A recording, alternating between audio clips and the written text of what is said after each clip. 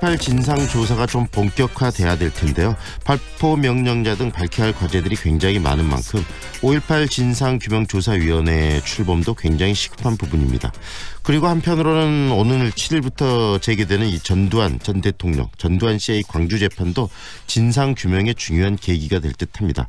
전두환 씨 그간의 여러 차례 재판장의 출석을 피해왔기 때문에 이번에 또 출석 여부에 관해서도 여러 가지 관측이 있습니다만은 최근에 이 전두환 씨 부인 이순자 씨가 민주화의 아버지가 전두환 씨다라는 발언을 해서 또 굉장히 많은 사람들이 황당해하고 있기도 하는데요. 관련 이야기 정리해 보겠습니다.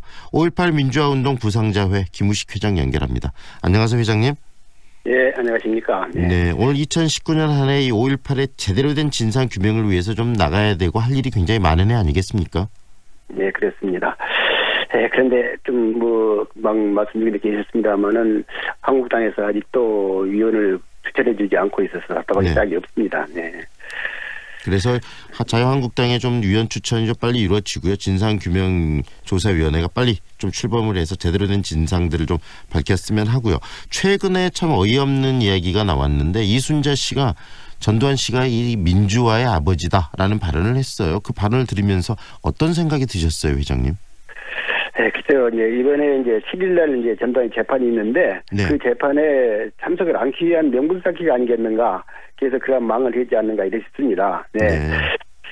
네. 이번에 출석할 가능성이 많다고 생각하고 또 전두환 해고로 그 배포 가처분 시정도 받아냈기 때문에 해고록에 인한 사자 명예훼손이며 그 사실이 입증되었다고 봐야 할 것입니다. 사실은. 네, 때문에 당연히 부담스럽고 어떻게 피하고 싶겠지만은 꼭 참석해서 이번에 법의 심판을 받기를 바랍니다. 이번에 이 7일날 있는 재판 특히 광주에서 열리고 전두환 씨가 지금 재판에 참석해야 되는 입장이기 때문에 굉장히 광주에 오는 것 자체가 부담스러우니까 이런 식으로 다른 말로 말을 흘리기를 하는 것이다. 이렇게 본다는 말씀이시네요. 네, 그렇죠. 그러나 재판은 예정대로 진행될 것이고 만약에 출석하지 않으면 법원에 조치를 취하지 않을까. 알츠하이머 판단을 받았다고 핑계를 대고 있지만은 아직 진단서를 첨부해서 한 것도 아니었고요. 네. 또 그 기피하기 목적으로 그런 이유가 된 것 아니겠느냐. 이번에 이제 이순자 망언도 그래서 나온 것이라고 생각합니다. 네. 현재 그런 부분에 상관없이 지금 법원에서 재판 중에는 준비는 한창 지금 되고 있는 거 아니겠습니까?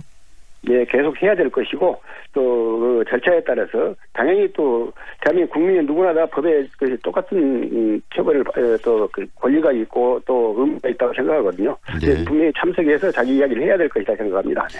그간 전두환 씨가 이 재판에 불출석했던 그런 이력들이 굉장히 많지 않습니까? 그것도 좀 정리를 한번 해주시죠, 회장님.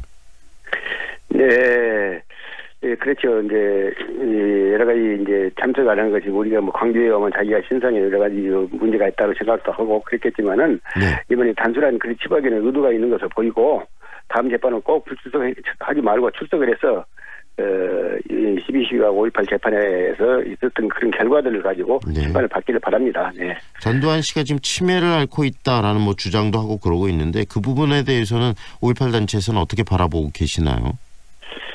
치매를 있다라고 자꾸 얘기를 하는데 자기가 그 해고록을 펴내고 그런 걸 보면은 그 하나의 이유에 불과하다 그런 생각이 듭니다. 네, 핑계 대는 것이다라는 말씀이시네요. 네, 핑계를 댄 것이죠. 네. 이번에 7일날 열리는 재판이 지금 이 고 조비오 신부님이나 이런 분들에 대한 사자 명예훼손 혐의로 지금 재판을 받는 거 아니겠습니까?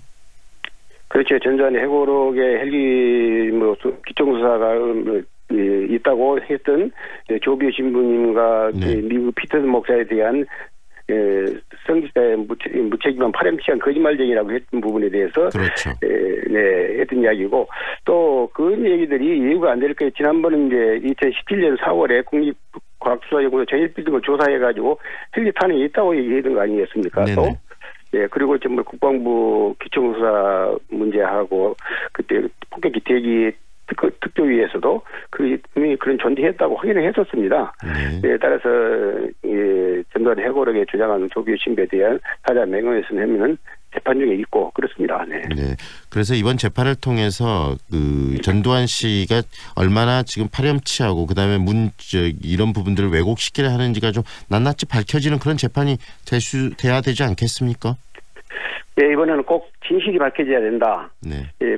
지금 국민들 요구가 그렇고 38년 지난 지금에 그래서 거짓으로 그렇게 얘기하고 국민을 우롱하고 그래서는 안 된다고 생각이 듭니다. 네. 회장님, 이번에도 만약에 전두환 씨가 네. 재판에 출석하지 않는다면 어떤 좀 강경책들이 필요하다고 생각하세요?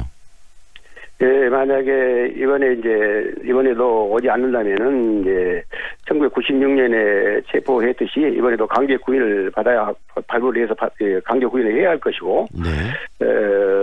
또 전두환이 대법원의 확정 판결 후 전직 대통령의 모든 예우가 박탈이 됐습니다. 네.